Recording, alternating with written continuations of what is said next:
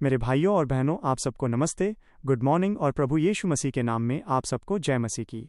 आज पूरी मानव जाति के लिए यह बहुत ही गंभीर और महत्वपूर्ण सुसमाचार है। जितने भी भाई बहन आज सच्चे परमेश्वर को नहीं जानते या जो जानते हुए भी अपने मन में बुराई और पाप का कचरा पाले हुए हैं, वे सब आज इस बात को बहुत ध्यान से सुने। इसे हल्के में मत लीजिएगा, क्योंकि यह आपके सीधे जीवन और आपकी आत्मा के अंतिम ठिकाने का सवाल है। ये जीवन कोई मजाक नहीं है। ये मौका पूरी मानव जाति को केवल एक बार मिला है, दोबारा कभी नहीं मिलेगा। पॉइंट 1, पापी मनुष्य का अंत, नरक की आग। यदि कोई भी मनुष्य आज जीते जी अपने पापों से मन नहीं फिराता और अपनी सांसारिक बुराइयों को नहीं छोड़ता, तो उसका अंत बहुत भयानक होने वाला है। जो बुरे और अपवित्र लोग हैं, वे कभी भी स्वर्ग में प्रवेश नहीं कर सकते। केवल पवित्र लोग ही स्वर्ग के राज्य में जा पाएंगे। जैसा कि थंबनेल के बाईं तरफ लिखा है, बाइबल के प्रकाशित वाक्य के 21वें अध्याय और 8वें वचन में लिखा है, परंतु डरपोक, अविश्वासी, घिनौने, हत्यारे, व्यभिचारी, टोने करने वाले, मूर्ति पूजक और सब झूठों, उनका भाग झीलती आग और गंधक में होगा, जो दूसरी मृत्यु है। जरा सोचिए, जो आज बुराई, झूठ और घिनौने कामों में जी रहे हैं, यदि उन्होंने आज मन नहीं फिराया तो उनका अंत सीधा नरक की आग में होगा। यह शरीर तो मिट्टी में मिलकर नष्ट हो जाएगा, लेकिन जब आपकी आत्मा इस शरीर को छोड़ेगी तो उसे परमेश्वर के सामने न्याय के लिए खड़ा होना होगा। पॉइंट 2, फैसले की घड़ी। आप किस मार्ग पर खड़े हैं? अब इस थंबनेल के ठीक बीच में खड़े उस मनुष्य को देखिए। आज पूरी मानव जाति ठीक उसी मोड़ पर खड़ी है जहां सामने दो रास्ते हैं। एक रास्ता हमेशा के विनाश, नरक की ओर जाता है, और दूसरा महिमा के राज्य, स्वर्ग की ओर। यदि आप आज जीते जी अपने पापों से मन नहीं फिराते, तो आप खुद अपने पैरों पर चलकर उस विनाश के रास्ते पर जा रहे हैं। लेकिन यदि आप आज ही अपनी बुराई को छोड़कर सच्चे परमेश्वर की ओर मुड़ने का फैसला करते हैं, तो आपके लिए जीवन का मार्ग खुला है। पॉइंट 3, अनंत जीवन का वादा, परमेश्वर का प्रेम। पूरी दुनिया और मानव जाति को रचने वाले यीशु मसीह ही एकमात्र सच्चे उद्धारकर्ता हैं। वे नहीं चाहते कि आपकी आत्मा नष्ट हो।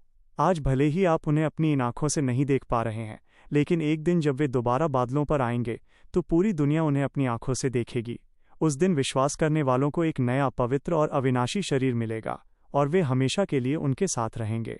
जैसा कि थंबनेल के दाईं तरफ लिखा है, बाइबल के यूहन्ना के 3 अध्याय और 16वें वचन में लिखा है, क्योंकि परमेश्वर ने जगत से ऐसा प्रेम रखा कि उसने अपना एकलौता पुत्र दे दिया, ताकि जो कोई उस पर विश्वास करे वो नष्ट न हो, परंतु अनंत जीवन पाए।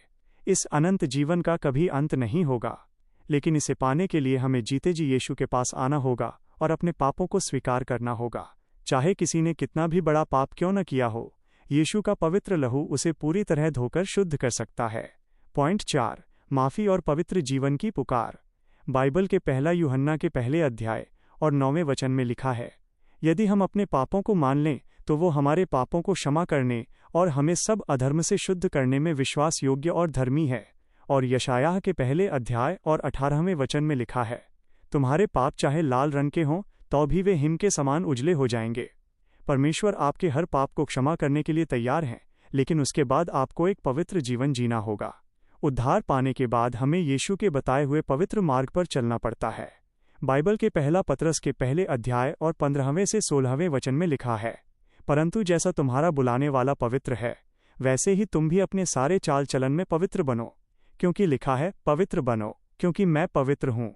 और जब हम इस सच्चाई को जान जाते हैं और हमारा उद्धार हो जाता है, तो हमारी ये जिम्मेदारी बन जाती है कि हम भटके हुए और पाप में जी रहे दूसरे लोगों को भी ये सच्चाई बताएं, ताकि उनकी आत्मा भी नष्ट होने से बच सके। बाइबल के रोमियो के 6वें अध्याय और 23वें वचन में लिखा है, क्योंकि पाप की मजदूरी तो मृत्यु है, परंतु परमेश्वर का वरदान हमारे प्रभु मसीह यीशु में अनंत जीवन है। मेरे प्रियो, ये जीवन कोई मजाक नहीं है। यह मौका पूरी मानव जाति को केवल एक ही बार मिला है। आज ही अपनी बुराई और सांसारिक कचरे को अपने जीवन से निकाल फेंकिए। सच्चे परमेश्वर यीशु मसीह पर विश्वास कीजिए, उनके बताए पवित्र मार्ग पर चलिए और अपनी आत्मा को अनंत विनाश से बचाइए।